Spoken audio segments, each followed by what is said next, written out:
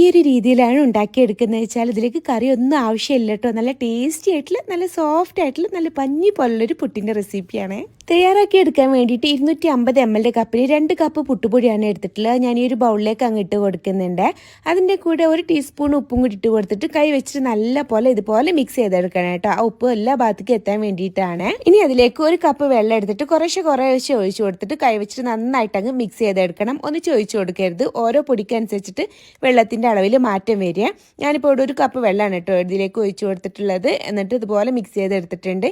ഇനി അടച്ച് വെച്ച് നമുക്കൊരു 15 മിനിറ്റ് ഒന്ന് റെസ്റ്റ് ചെയ്യാനായിട്ട് മാറ്റി വെക്കാം. 15 മിനിറ്റ് ഒക്കെ ആയപ്പോഴേക്കിന് പുട്ടുപൊടി നന്നായിട്ട് കുതിർന്ന് വന്നിട്ടുണ്ട്. ഇനി അതിലേക്ക് 1 കപ്പ് ക്യാരറ്റ് ഒന്ന് ഗ്രേറ്റ് ചെയ്തെടുത്തിട്ടുള്ളതും 1 കപ്പ് തേങ്ങ ചെരുവി എടുത്തിട്ടുള്ളതും 1/2 കപ്പ് പാൽപ്പൊടിയും 2 അല്ലെങ്കിൽ 3 ടേബിൾ സ്പൂൺ പഞ്ചസാരയും ഞാനിവിടെ 2 ടേബിൾ സ്പൂൺ എടുത്തിട്ടുള്ളൂ. 1 ടേബിൾ സ്പൂൺ നെയ്യും കൂടി ഇട്ട് കൊടുത്തിട്ട് നന്നായിട്ട് കൈവച്ചിട്ട് ഇതുപോലെ മിക്സ് ചെയ്തെടുക്കണേ. ഇതുപോലെ ആക്കി എടുത്തിട്ടുണ്ട്. ഇനി നമുക്ക് പുട്ടുംകുറ്റിയുടെ താഴ്ഭാഗത്ത് ചില്ലിട്ട് കൊടുത്ത് തേങ്ങ ഇട്ട് കൊടുത്തതിന് ശേഷം പകുതി നമുക്ക് ഈ ഒരു പുട്ടുപൊടി നിറച്ച് കൊടുക്കാം. എന്നിട്ട് വീണ്ടും തേങ്ങ ഇട്ട് കൊടുത്ത് പിന്നെയും പുട്ടുപൊടി നിറച്ച് മുകളിൽ തേങ്ങ ഇട്ട് കൊടുത്തതിന് ശേഷം തിളപ്പിച്ചിട്ടുള്ള ഈ ഒരു തൂക്കിൻ്റെ മുകളിലോട്ട് ഇതങ്ങ് വെച്ച് കൊടുക്കാം.